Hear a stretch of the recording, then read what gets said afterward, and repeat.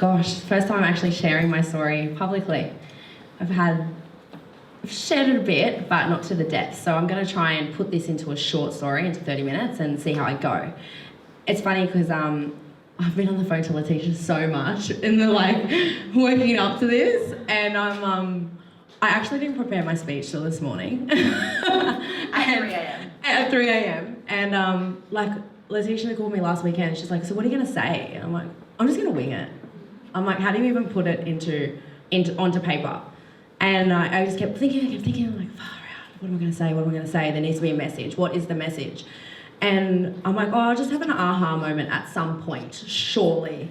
And it actually wasn't until I was at Tamara's event last Sunday that I had the aha moment, and I realised that there was a series of events leading up to last weekend on Sunday that it was right in front of me.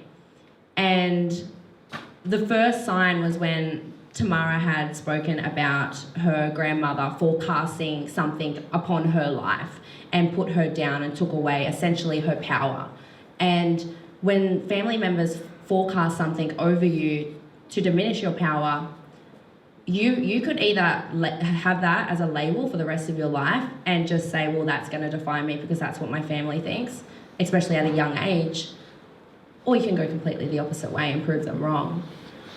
And that was the very moment that took me back to a time in my life where I was in a really bad space, and my uncle had forecast over me. I said that I wanted to go to uni. I didn't know what I was going to do, but he had forecast over me and said to me that I will never make it into uni and I'm going to end up just like my father, a drug addict.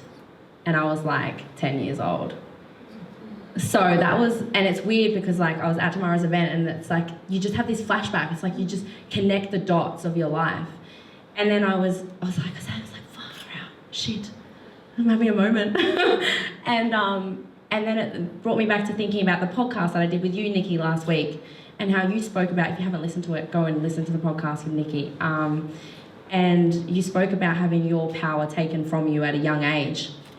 And that actually came to kind of help me understand certain parts of my life that I haven't actually admitted because I was putting a Band-Aid on it, because I felt like if I didn't face the reality of it, then it kind of didn't happen.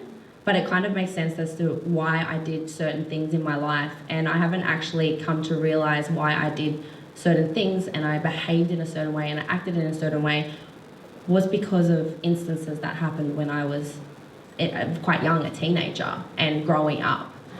And it's just crazy how these moments in your life where you're at an event and you're having a chat with someone and you're opening a conversation with someone that's beyond the surface level, and you're like, shit, and you just have that moment, and I really had that moment last week. And then I realised what my message is today is find your inner power. Because when I actually named this event, Find Your Inner Power, I actually didn't know what it meant.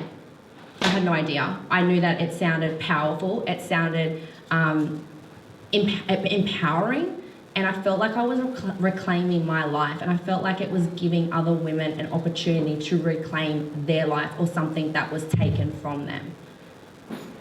And I had that moment last weekend, and I was like, I understand what it actually means. And I'm going to take you back to the very start as to what I was raised in, and it's going to make sense at the end. But growing up, I grew up in Western Sydney. I grew up in a low-income family. My parents didn't have very much. My dad was a drug addict, and my mum, she married young and had me quite young at the age of 20, 21. She obviously did what my father did. So my mum come from a very traumatizing childhood of rape, of abuse, of physical abuse. So my dad was the first person she met. She fell in love and had me unexpectedly. And then my sister, not long after. I was playing. It's just playing.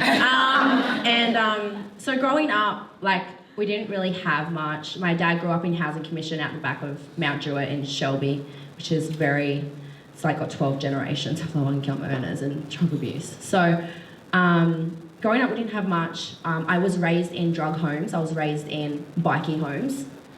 But that was my normal. I was raised in it. I was exposed to it from when I was born. I knew it was wrong. I was raised to understand that drugs and alcohol were wrong. My parents weren't alcoholics, ever. They smoked a lot of weed. They did a lot of speed. They did a lot of all that stuff, cocaine and whatnot. But I was taught it was wrong, but to me it was normal. I was raised in it. It's what mum and dad do, go to their houses and that's what they do.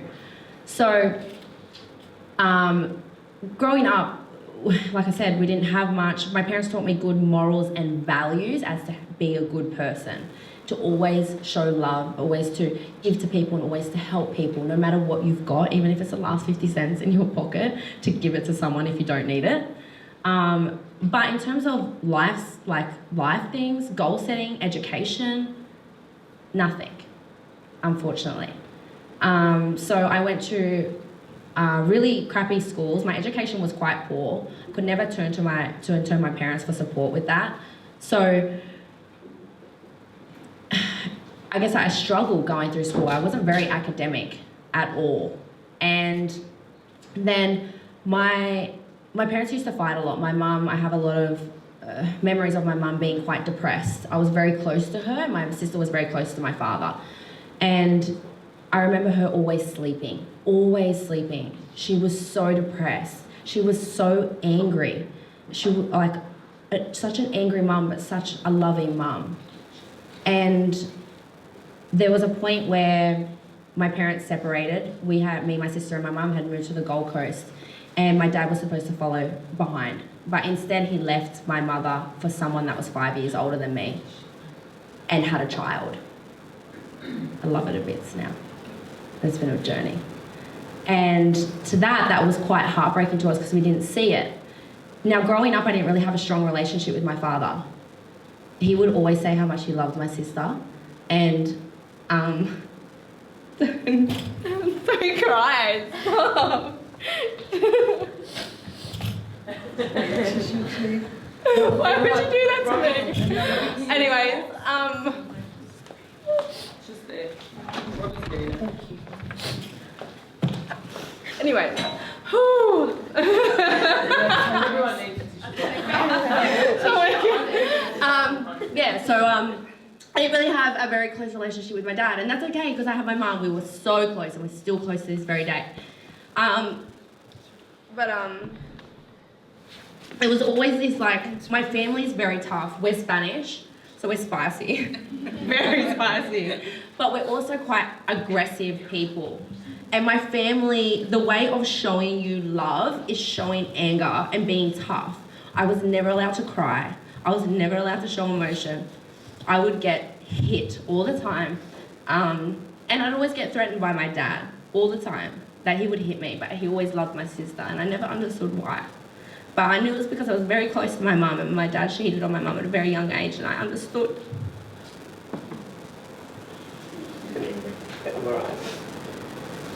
Anyways. That's the thing, I don't cry, and this is coming up, okay? And anyways, so I never understood why. So my parents separated. Now I actually knew my dad was going to leave my mum. He told me. One thing, I don't know why he would tell me, but I kept that from my mum because I knew that my mum deserved a better life. I was the first person to know that my mum had been raped by her family. And I knew that this was my mum's escape for a better life. And fuck, she's got a better life.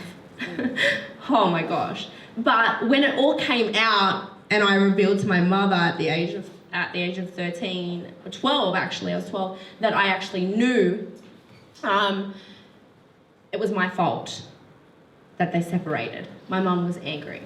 She just lost her husband. My mum was a stay-at-home mum for 12 years of her life. She had no career, didn't finish school. She had nothing behind her whatsoever other than the youth that we had.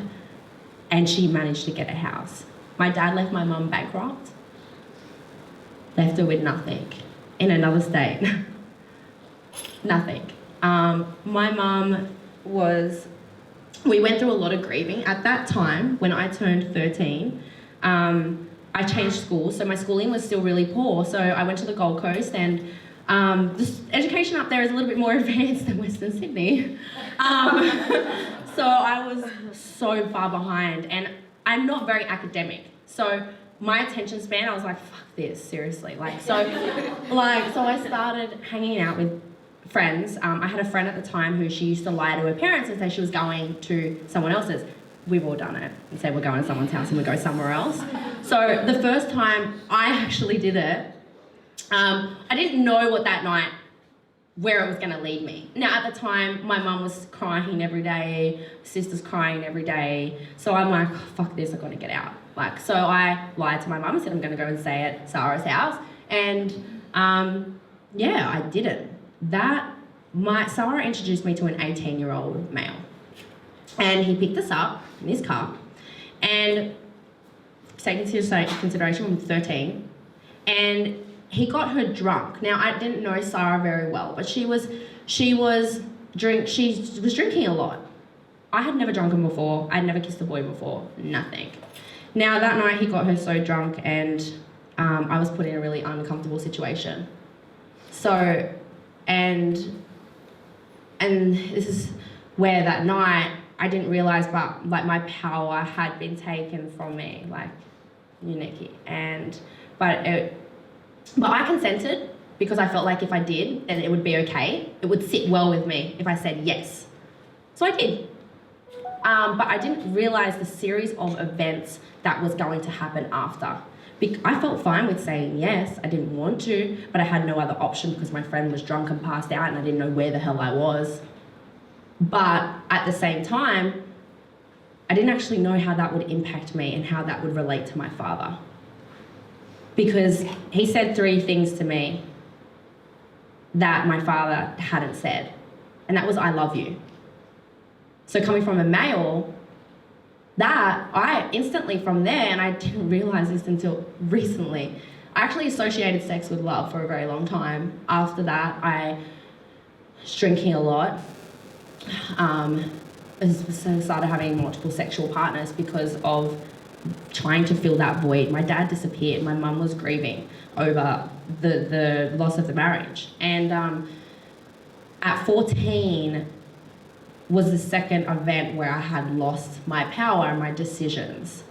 And I was at a house party. I was heavily involved into older people. I was hanging out with 18-year-olds. I was smoking weed every day. I was just hanging out, wagging school and not paying attention. And although, like I said, I know that these things were bad, but I was raised in it.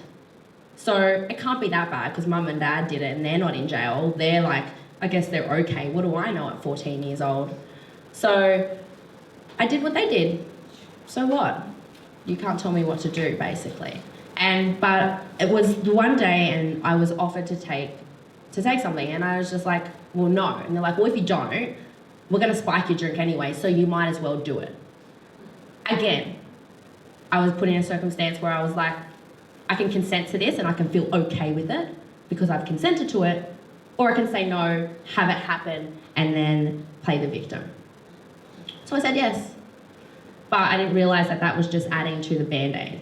From there, I took a lot of substances.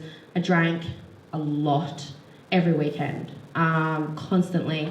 And I became such an angry, sad teenager, to the point where I had so much pain because I was trying to seek love from other men. I was getting wasted, trying to escape my reality of filling this void, having the blame of my circumstances. I was failing at school. I was asked to leave school or be expelled. So there was so much that was happening, and I was so angry. And I look back at these times and I was just this raging teenager, purely because I had things taken from me.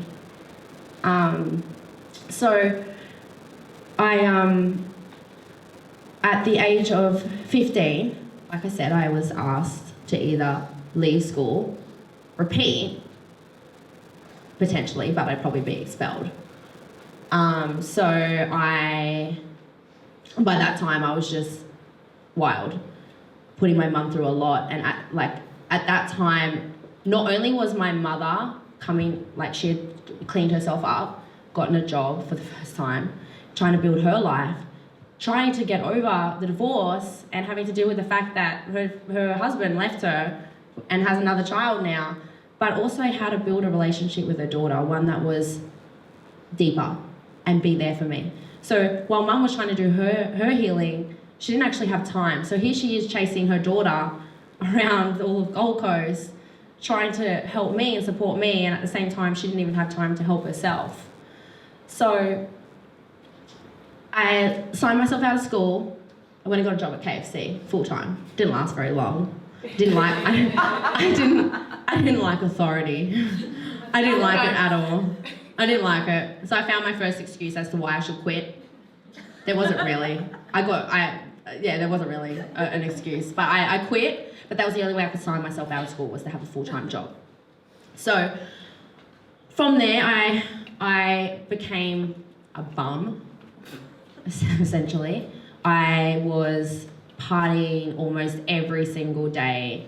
I was taking a lot of drugs, and by that point I was self-harming because I was in so much pain and I was suffering so much, and so there was so much anger, and I was just trying to find the reason why no one would love me.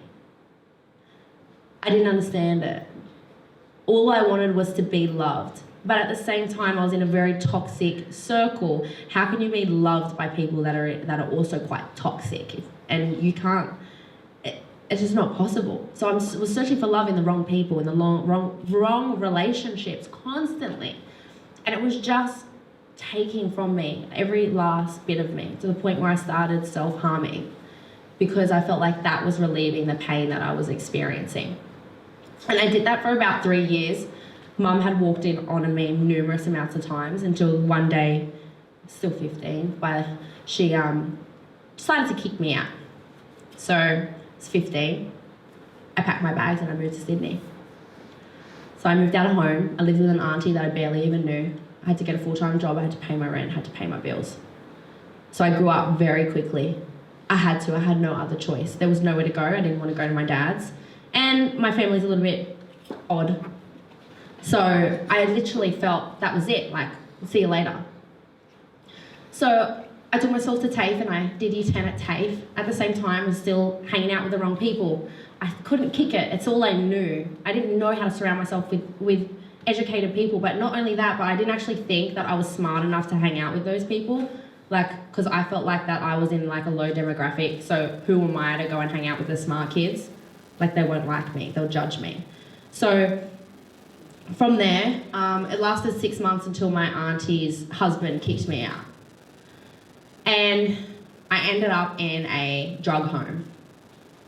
It's just some shed everyone used to hang out in and take drugs all the time. And that's what we did. Until then I had nowhere to go. My last option was my dad's. So I went to my dad's. I was like, you know what? I'm going to try and build a friendship with my dad. We hadn't really spoken too much, but I was like, I'm going to try. It failed horribly. Failed absolutely horribly. It just, wasn't going to happen. I was still not in the right mindset. I was not mature enough. And somehow he always found a way to blame me for everything. And he would always choose his partner at the time over me. Now, he was still taking drugs very heavily. She was worse than my father. Worse. So it was a very toxic environment. So I ended up moving back to the Gold Coast. Moved back to the Gold Coast and I tried to sort my life out. It wasn't until I fell into nursing that absolutely changed my life. I didn't think that I would ever be able to get an education. I didn't think I was ever going to be smart enough. And I had no idea what I was going to do with my life. I was working at Subway. I had no idea how I was going to pay my rent, and I didn't know how I was going to pay for my drugs. So I fell into nursing because I heard that they paid $17 an hour and they paid penalty rates. Not knowing what a nurse was. I'd never been in a hospital, never been in a nursing home, but I did it. That was a bit of an eye-opening when I had to wipe someone's ass. But from there, I actually found out that this was my way to build a career. No one ever taught me how to build a career, ever. My parents told me I was going to go to the army. Like, I don't know why, but they told me that that's what I was supposed to do, to go to the army, because that was a career. But I ended up in nursing, and I ended up building my way through nursing. And from that, I ended up in fitness. I was 19 when I fell into nursing, and 20 when I fell into fitness. And those two hand in hand absolutely changed my life. I was around mature people. You could not show up to work hungover or partying. And I found a gateway to a better income and a better life. And I was actually able to channel my emotions into other people and help people in their most vulnerable state, even if I was broken. So I did that, and I was a nurse for 7 years. And from there, I just covered up everything. I cleaned myself up. I became very career-driven, very motivated. I was very involved in the fitness industry. I did bodybuilding from there for 3 years. And now here I am today, a women's health coach and personal trainer, and doing this. But it wasn't until there's a lot of moments in my life, and I'm trying to put this all into one small story. But it wasn't until I had a lot of pain still, and it wasn't until 2 years ago when my father had a major heart attack. Now, prior to that, I didn't see him for 2 years, and the last time I saw him, he tried to throw me through a glass window. So from there, I got a phone call. Your grandfather's had a heart attack. Oh, and so is your dad. So you don't have much longer, and I suggest you get on a plane. So I came down to Sydney. Within 24 hours, I packed my bags and was down here looking after my dad full time. I left my career. I left everything behind me, and to help the family. That was the first time that my dad was in such a vulnerable state that he actually needed love. And he needed someone there for him. And I was that person. I shared a bed with him for 3 months as he wasn't well. I watched my grandfather pass away with him. But what I didn't realise was I was just coming out of competing at the time, and I kept trying to do shows, and I kept trying to go into it and trying to do it, but there was something that was holding me back. And I didn't realize it until now, that the last 2 years, there's a reason why I didn't go back to bodybuilding. There's a reason why I'm doing what I'm doing now. There's a reason why I'm so confident to be able to share this today. It's because I didn't actually realise that I had been on a 2-year healing journey with my father without actually realising. So I used to do bodybuilding because I used to seek praise from other people. I fell into it because I wanted to be known as an amazing girl with a good body, and I wanted people to praise me for it, because my father never did. No one ever did. No one ever said I was proud of you or anything. So I was constantly chasing validation from other people because I was lacking that in my own life. So I couldn't understand why I couldn't do what I was so passionate about. Why can't I do it? Why can't I do it? Everything was falling into pieces around me, and I felt like bodybuilding was the only thing that I had that kept me inspired, that kept me happy. But I was so depressed and I was so sad. But I didn't realise that until my dad had another heart attack this year, and he almost passed away, that when I said goodbye to him, because I was told he was going to pass away in 24 hours, and I had to make the decision for him to pass away, that I didn't cry. I didn't cry, and I couldn't understand why I did not cry. And I didn't cry because I had received all the love that I needed in the last 2 years without me realising that I was okay, that if he was gone, I did the right thing and I made the right decision to come down here and to build that relationship with him that I never had, regardless what he did. I had to let it go and put that aside. And from that is where I found a lot of my power this year, in letting things go and allowing myself to be in a situation that's going to allow me to be uncomfortable and allow me to heal, regardless of my circumstances, regardless what I've been through. And it was from there that little girl, that teenage girl that was looking for love in other people, I got it. And I knew that he loved me very, very, very much. And from there, I've been able to build a relationship with myself. I've been able to find the power within myself. And it hasn't been easy, right down to not having sexual partners. because I felt like that I need to find my power and that no one would ever take that from me ever again, because I've got that love from my dad and no one will take that. And that, I guess, is like, those are the biggest significant things in my life where I've allowed myself to heal without realizing. I allowed myself to feel emotion. A year ago, I allowed myself to cry. I allowed myself to feel pain. I've cried more times in the last year than I ever have my entire life. Like, oh my gosh. But this was years of holding it back. And the only way that, I guess this is the message of finding your inner power, I truly believe the only way that you can find your inner power, and I didn't actually understand what this meant until a week ago, is that I allowed myself to heal. I allowed myself to feel. That I allowed myself to mend relationships that I had put a band-aid over or that I had ignored. I focused all my energy into building myself a career that I just pushed my family to the side, pushed everything aside. But it will catch up eventually. And I had to just go with it. And I think that when you're on this healing, when you have unforeseen circumstances, then there's work that needs to be done. It's allowing yourself to feel those emotions, because I truly believe that is when the power within you will shine. It will, because you understand the circumstances. And I never really understood why I behaved a certain way, and I always ask the questions: why do I do this? Why do I do that? Why? And I never got it.